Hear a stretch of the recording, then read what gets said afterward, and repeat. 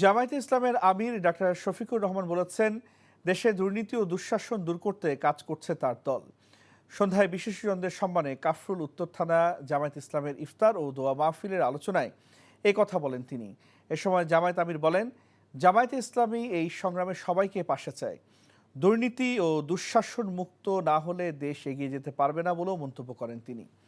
জামায়াতের আমির আরও বলেন, আল্লাহর দেয়া বিধান দিয়ে দেশ পরিচালিত হয়নি বলেই দেশে এত হানাহানি।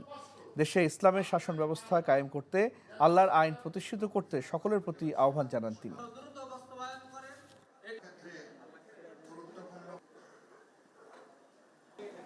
আমরা লড়াই করছি দুটি জিনিস বাংলাদেশ থেকে বিদায় দেওয়ার জন্য। একটি হচ্ছে দুর্নীতি, আর একটি হচ্ছে দুঃশাসন।